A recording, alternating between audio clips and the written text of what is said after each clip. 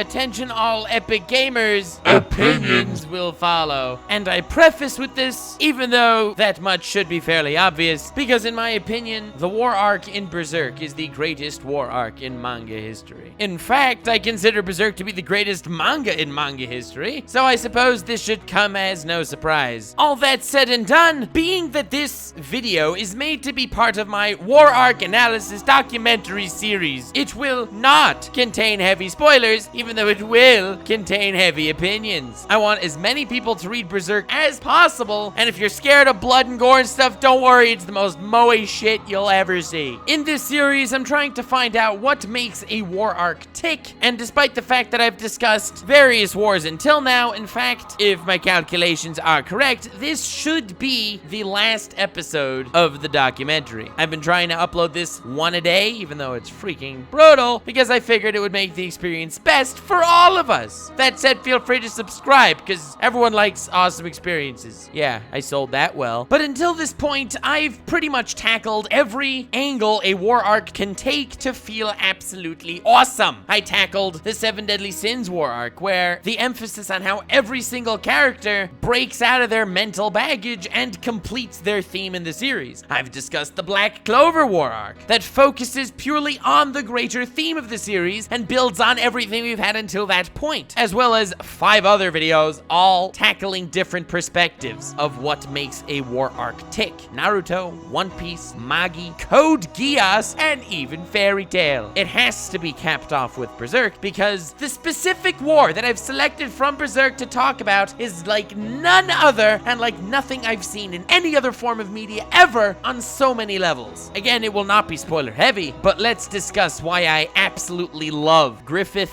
versus the Kushan Empire from the Berserk manga, despite being so short and despite not even having Guts, the protagonist, present. In fact, his lack of presence made this far more powerful, so let's do this. The entire world of Berserk is enclosed in paradox. We follow our main character Guts as this massive, burly dude with black hair wearing black armor, entering battle like a rampaging beast, leaving blood and corpses everywhere, murdering anyone that dares cross his path without a second thought, and not just like politely murders them like some other characters, but when he's done with them, coffins would be too disgusted to accept their remains. The guy doesn't smile, the guy is not charismatic. His main weapon becomes the Berserker armor, which is this insane armor that stabs him and pierces him so that he can continue fighting even though he's killing himself and tearing his limbs to shreds. This armor will numb his pain and stitch his broken arms and legs back together so he can fight with the rage of a carnal beast. Whenever we see himself in his mind, he's this shadowy black canine vicious monster. This is this main character we're following, the alleged good guy. Well, I just threw all of my very pleasant happy-go-lucky descriptions definitely painted a very good guy in all your minds. This is exactly how anyone would envision typical good guy fighting demons and stuff, right? Yeah, not exactly. And being that he's the ultimate good guy, in the story at least, not to say that he's per se the most morally nice dude on the face of the planet, the flip side you have Griffith. Griffith is the main villain in the story, and he's a total opposite of all those things I've mentioned. He enters the battlefield with a white light coming behind him. Everyone is inspired by his few words and silent charisma. The guy has flowing white hair, shining white armor. He puts people at ease by just looking at them. He's the most graceful, serene-looking individual on the planet.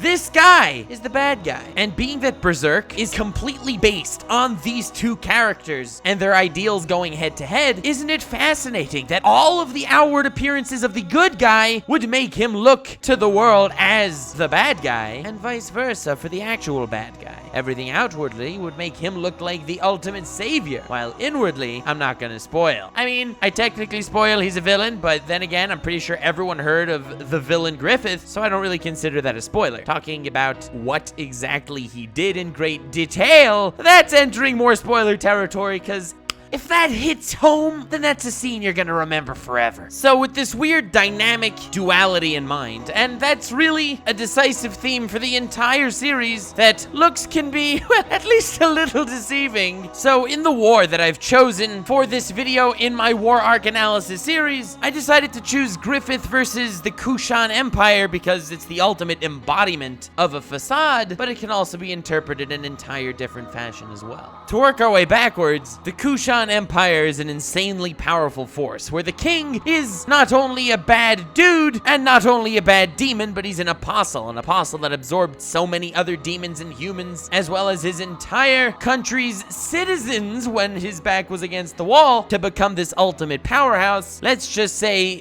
Kushan was a little bit of a threat to Midland, and I figured the best way to discuss this war, at least to get to the core element of why I'm bringing this up altogether as part of my series, I think it's best to discuss it from this angle. The king of Kushan was so absorbed with the idea of gaining strength and power, he sacrificed everything to get it. He became this massive monster with more force than anything we've ever seen so far in the Berserk story. It seems like all hope is lost against this behemoth. In fact, it takes the king of Kushan a while when he's looking down that those things formerly mistaken to be insects are actually human beings. And as though it was a scene straight out of hell, these creatures that shared his sentience broke off of his main body and just began destroying everyone and all the Midland armies. There's nothing that could be done against a force of this magnitude. It grew to the point where the king of Kushan started questioning himself on whether this power was actually worthwhile. He couldn't even see people as people anymore. His personal psychological state was weakened, and I will get back to that in a moment. From the other side of perspective, it doesn't matter. Oh, poor king of Kushan, questioning his own actions. Meanwhile, he just, brought hell to the battlefield, and I mean literal hell. Now, here's why Griffith is one of the greatest characters of all time. Being that it takes place in a medieval setting, but with demons, nobility is still a very prominent disease humanity had, where certain people were just worth more than others. Now, Griffith, a man who's come from common birth and wanted to make something of himself for the entirety of the series until this point, just had no chance of doing so. The mere commoner. So as some of the head generals of Midland's army goes to meet him and his group to form some sort of alliance, they found out that the Princess of Midland is Griffith's lover. Now, this should not be possible. A royal and a mere commoner. Something is wrong. Meanwhile, all the kids and all the surrounding villages had dreams of this white hawk glimmering and piercing through the darkness. And as we know, Griffith is called the White Hawk, the leader of the band of the Hawk in a shining white armor. So this immediately put the knights at an unrest. They know that Griffith is going to be useful, and they know that Griffith is their potential only hope. And then the Pope shows up and prostrates himself in front of Griffith, saying, in slightly different words, "The Messiah hath cometh." Griffith is the only one that can save them from this predicament, and with that, the knights of Midland, these nobles, bend their knees to Griffith, a mere commoner. Now, I bring this up for two reasons. Firstly, Griffith is the savior of humanity on almost a prophetic level. And secondly, he's abolished these social hierarchies that we all personally despise as well. In this scene, without him even uttering a word, he's become the two-time savior of humanity. Griffith is a beacon leading them to a bright future. But he's the bad guy! Damn it, what's going on? This is pretty much the first we've really seen of him since, the moment. And what is happening? Anyway, the war. As I've mentioned, every war has three aspects to it. It has the trigger of the war, and that would be basic warring nations. I mean, the Kushan Empire has been getting stronger and stronger, and now we know why. It's because the king's this demon lord guy, and he wants to take over Midland. Midland is fighting back. The trigger makes very much sense. The trigger as to why Griffith is the one leading humanity at this moment against Kushan. Now that, as I've just described, is what I find fascinating, and you'll see why soon. The war itself is fantastic because, as we know, we got our Midland knights. Those are great. I mean, they are knights after all, fighting demons. Not cool. But Griffith, luckily, who after that moment has connections with demons, let's just say. So he summons his little army of demons to aid the humans, and it'll be basically a teamwork of his apostles working with his knights to face face off against basically the King of Kushan and his small army of Hellspawn. Now, this moment may not, per se, mean all that much to someone who has not read this story, but let's put things into perspective for a moment, okay? Demons and humans never ever in history ever got along. In fact, that's a bit of an understatement. Humans barely believed in them. Somehow, the boundary between the demon world and human world is collapsing, and more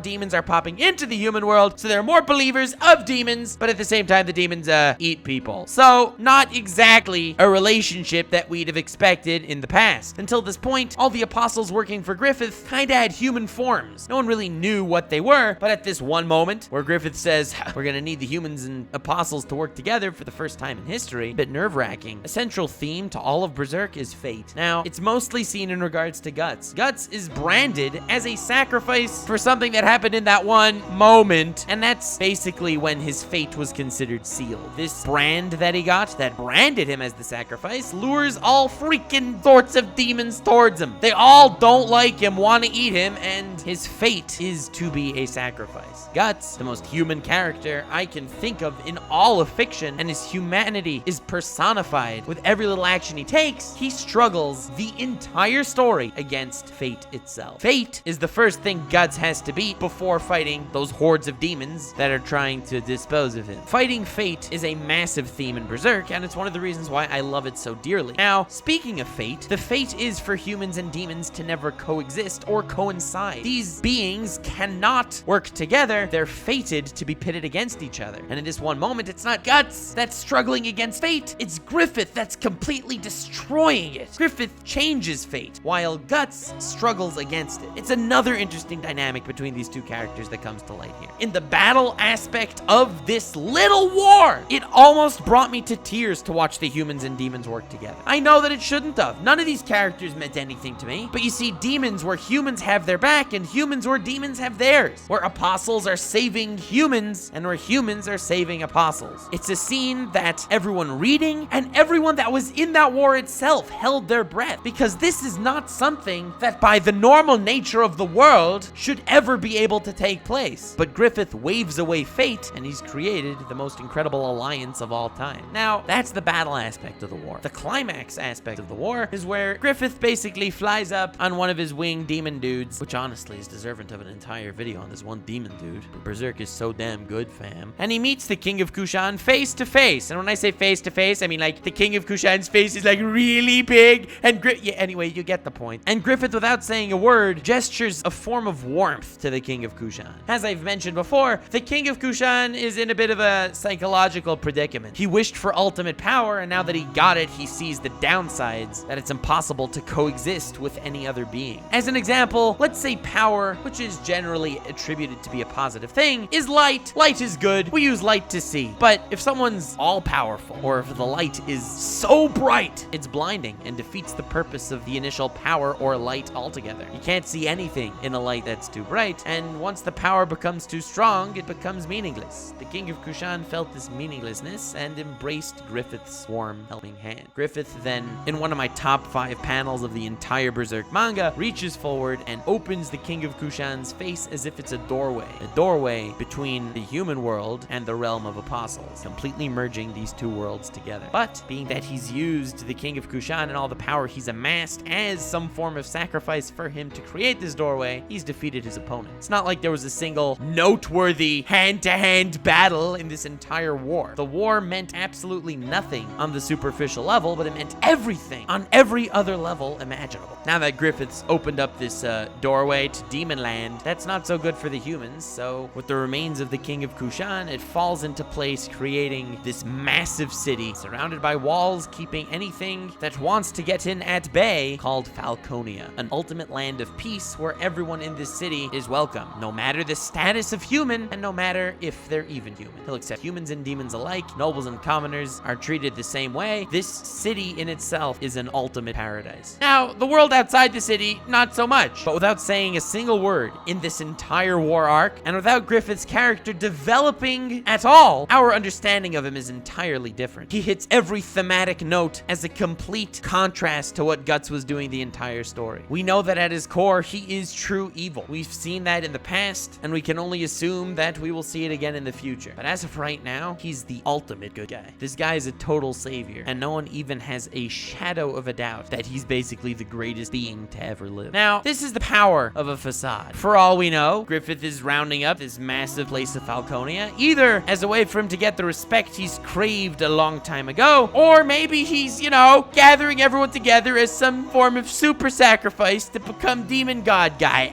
Do I know his plans? Do I know his evil machinations? No. Aside from the fact that the bastard doesn't even speak and emanates the most powerful of emotions in every reader by just standing there all serene like, the arrogant prick. I wouldn't put it past him, but that's only because I know of the past. I don't know of the present. I don't know anything about Griffith without the background I'm plopping him into. If I would not have known about the moment, that eclipse thing that I'm trying not to exactly spoil completely, looking at Griffith, I'd be like, damn, the ultimate good guy ever. He's also overpowered. Stupid to have a good guy that's so overpowered. But I mean, I guess for the citizens of the world, it's pretty dope to have a good guy that's so overpowered. I mean, I can clearly see the psychology of every single character and how they look up to him in this light. Now, just due to the fact that I know his background, it changes everything about every single action he's doing. Every action of ultimate good, just because I know about the eclipse, taints it and I view it as ultimate evil. This entire war arc could be seen in two ways. Two both similar and completely opposite fashions. And it gets worse. Because if Griffith really is their savior, and if he would disappear, the apostles and humans would kill each other out and it would not be very good for anybody. You have Guts going on his mission to get Casca's memories back. But in essence, the guy's basic plan is to take revenge on Griffith and kill the bastard. I mean, let's not beat around the bush. He kind of wants to do that. But if Griffith goes, he's kind of the savior right now. Everyone's alive because of him. Guts can't kill him. And that's unfortunately when you guys are going to have to watch my video on Guts and my video on Griffith to see my full take on the philosophical and psychological back and forth between the two. I'm just here analyzing this war arc. It's the shortest war out of every single one of the war arcs I've covered in this war arc analysis series, and at the same time, it's still by far my favorite. That said, war arcs are almost always used as a climax. I mean, think of every single war arc, and you'll see that's pretty much the case. Seven Deadly Sins, massive climax. Black Clover, massive climax. Whole plan of I Had Midnight Sun and stuff. Naruto, massive climax. The Marineford War in One Piece, huge climax. The war arc in Fairy Tail, Climaxio. The final war in Code Geass, well, it's the final war, you SHLIZZARDS. Now, this war isn't per se a climax in the actual narrative of Berserk. I mean, yeah, we knew the King of Kushan was getting powerful. Yeah, it's great to see Griffith kill them, but at the same time, it's not a climax to anything in the series. The war itself did have its plot-altering climax, but that's just as a twist in the road. It's not the end of a saga of any sorts. I included this war arc into my war arc analysis series, aside from the fact that I like talking about it because it's my favorite war ever, and Berserk is my favorite manga ever, because it views the war arc trope in an entirely different light. This entire war is purely to give us a perspective of Griffith. Yes, it's for Griffith to further his ambitions in the world, with this war as a good excuse to do so, but from our perspective, the whole war is for the pure purpose of observing Griffith and watch him grow as an absolute antithesis to Guts. So with that, whammon and gentle whammon, have yourself a most wonderful evening. Feel free to subscribe. I don't know when this is coming out in the actual series. If all goes according to plan, it will be the last one, but if a different episode will take a day longer to make, then this may not be the last one. Feel free to subscribe for future anime content, as well as future documentary series. I want to do power systems and evil organizations and stuff. That would be dope. Also, feel free to check out my Life is a War Arc merch. Link in the description. Feel free to follow me on Twitter, support me on Patreon, leave me a comment on how, even though I didn't read Berserk, I still think that Naruto's war arc is better, and Kaguya is a better villain than Griffith because she's probably stronger. That would be very cool and taken greatly. Feel free to check out all my other episodes of this war arc analysis. Links are in the description and recent on my channel and stuff, and I look forward to seeing you next time, whatever video that may be. It's insane how I get mushy every single time I talk about Berserk. Oh, I love this manga so much. I highly suggest reading it if you're not of the faint of heart. But in any case, remember to stay weird, fam.